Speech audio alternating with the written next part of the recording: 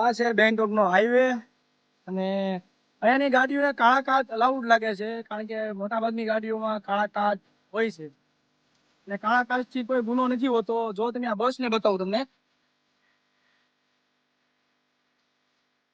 બસમાં ડ્રાઈવર નથી દેખાતો એટલા કાળા કાચ છે, જોરદાર કાળા કાચ છે. મિત્રો તમને બીજું ખાસ કહી દઉં કે જો પાછળ એક મંદિર છે, લગભગ મોટી મોટી ફેક્ટરી હોય કે કોઈ મોટી રેસિડેન્સી હોય ને તો મંદિર એના બધા બહાર હોય છે. ઘણી બધી જગ્યાએ મેં જોયું મંદિર બહાર જ હોય છે. જો મંદિર બહાર જ છે. પણ ડ્રાઈવર આવી ગયા છે, બેસી જાઓ પાછો ગાડીમાં. તો પહેલે જ લેવું પડશે. અમે જે ગાડીમાં બેઠા એ ગાડીનું ખાલી ઇન્ટિરિયર તમે જોઈ લો. આ મારું ઇન્ટિરિયર આપણે ત્યાં જઈને જ કરવું પડશે. જો વીઆઈપી ઇન્ટિરિયર કઈ ઘટે જ નહીં. લાઈટો છે, ઉપરથી પવન આવે છે, અવાજ આવે છે, સાઉન્ડ બાર ને લાઈટો બદલે અને સીટની તમને ખાસ વાત કહું તો આવી સીટ તો પ્લેનમાં નથી. એકદમ આરામદાયક અને પોચી પોચી સીટું છે, બેહવાની તો મજા જ ન છે. ઇંગ્લિશ શબ્દ કઈ ઘટતા હોય તો અમારા ભાઈ મિતભાઈ સાથે છે. તમે ક્યારના હાઈવે ઉપર જઈએ છીએ અને તમે એ ખાસ જોયું છે રિક્ષા જોવા મળી જ નથી. હાવ રિક્ષા તો ક્યાં દેખાણી જ નથી.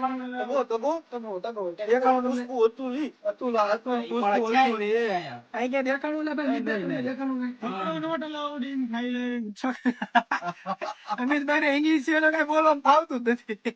જો તમને દેખાડી દઉં અહીંયા ક્યાંય રિક્ષા છકડો ભલે આપડી ન હોય તો કઈ નહીં, પણ અહીંની રિક્ષા હોવી તો જોઈએ ને. 7.5 ઇંચની વાળી ધાડ ધાડ ધાડ ધાડ કરતો નીકળે ને તો ખબર પડે કે ના નીકળી જાય છે.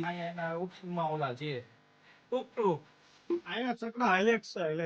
અમે જે ગાડીમાં બેઠા ને એ ગાડી લગભગ 20-25 લાખ રૂપિયાની, પણ આવી જ ગાડીઓ બધાને ફરવા માટેની કે ટેક્સી કે વાહન આવી રીતે માણસો બધા જાય છે આવે છે. અને બાકી તો છે ને લોકો બધા કઈક નો કઈક સામાન હારવા માટે હાઇલક્સ તો તમને બતાવી દઉં. સામે એક ગાડી પડી છે, આવી ગાડીઓ બસ આવી ગાડીમાં કઈક સામાન લઈ જવા લાવવા માટે આવી ગાડીનો ઉપયોગ કરે છે.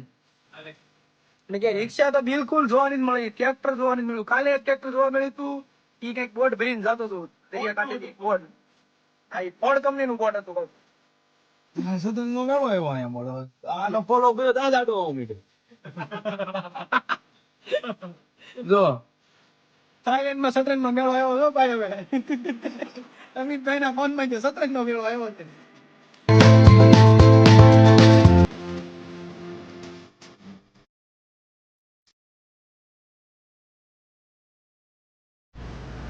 તો આવી ગયા છીએ મેં અત્યારે યાર્ડ છે, ઓશિયન મરીના યાર્ડ. અહીંયા જહાજોનું યાર્ડ છે. આપણે જેમ અલંગ હોય છે એવી રીતે શું કાંઈ તોડવાનું નહીં હોય, પણ છે કંઈ જોવાલાયક. લગભગ આગળના વિડીયો તો નહીં બનાવવા દે, જો બનાવવા દેશે તો બધા વિડીયો બનાવીને તમને બતાવીશ. કંઈક છે કંઈક મજા આવે એવું. ઓશિયન મરીના યાર્ડ શું લખ્યું છે? મરીના, ઓશિયન મરીના. આવી ગયા છે અમે દરિયાની કાંઠે અને છે જાજી બધી બોટ. હે ક્યાં હે? હા ઉડે તો જા. હાલો એન્ટ્રી લઈ લીધી છે ને જાવી અમે વ્લોગ બનાવવા નહીં, એક બતાવવા માણસોને. વ્લોગ તો બને જ છે.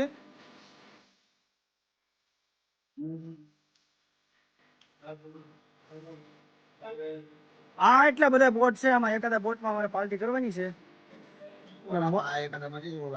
આમાં હાલો ભાઈ નક્કી થઈ ગયું છે. આ જે પડ્યું બોટ, યોટ ને બોટ ને એમાં યોટ આપણને આવડતું નથી.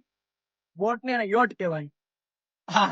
આ યોટમાં હે ને અમારે પાર્ટી કરવાની છે. એ પાર્ટીના વિડીયો તો નહીં આવે અને અલાઉડ નહીં મોબાઈલ એટલે, બાકી તો આપે તો જોઈ લો તમે. આ બોટ યોટ, સોરી બોટ ની યોટ.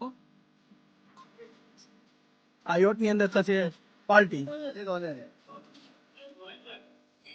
આ યોટમાં અમારે પાર્ટી કરવાની છે. ચલો બાય બાય.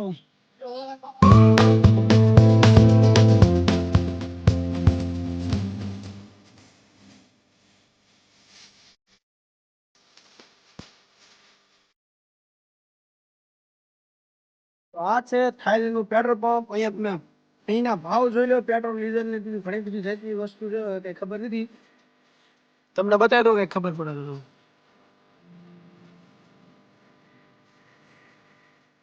આવી રીતે કઈક બધી વસ્તુના ભાવ છે. અહીંની ગાડીઓ જોવો તમે.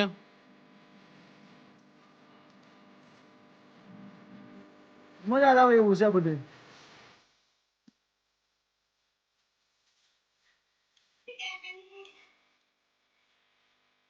બધું કામ પતી ગયું છે તો એકચ્યુઅલી હવે અમે નીકળવી છે અહીંથી હવે.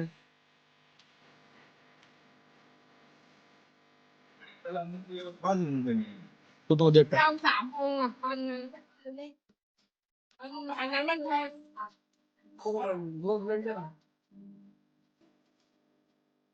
થાઈલેન્ડમાં બેંગકોક ની અંદર ખરીદી કરવી છે. ના ગણપત દાદાની ખરીદી, ગણપત દાદાની મૂર્તિ છે કઈક 1200-1300 રૂપિયાની આવે છે, ઇન્ડિયાના રૂપીસ મળે.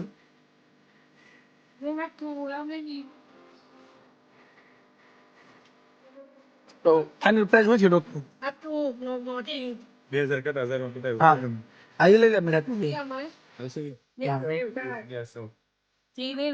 યસ એક અલગ અલગ કરો. दया करो पुण्य मिलेगा 150 मत देखो बच्चे के लिए अच्छा देखा ले लो 750 भैया ओके बंद करो शॉप नंबर भी डाल दो भैया शॉप नंबर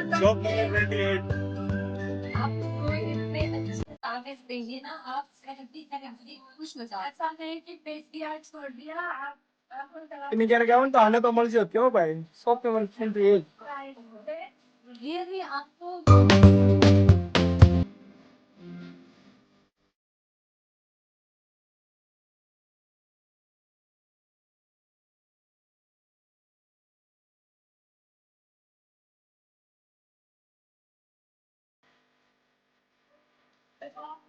પાંચ દિવસ થાઈલેન્ડ રખડ્યા પછી હવે જઈએ છીએ રિટર્ન ઇન્ડિયા. અમારી ટિકિટ છે રાતના 9 વાગ્યાની, 13 વાગ્યા છે 7 ટ્રેન.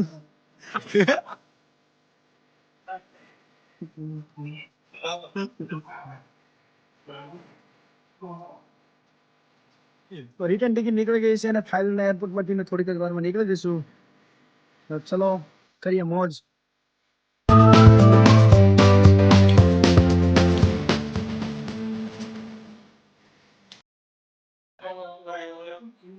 હવે સીધા ઘરે.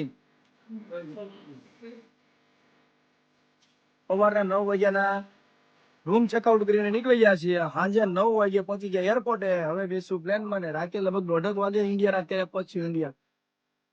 મારા બધા મિત્રોને અહીંથી જવું ગમતું નથી પણ શું કરવું, જવું પડશે.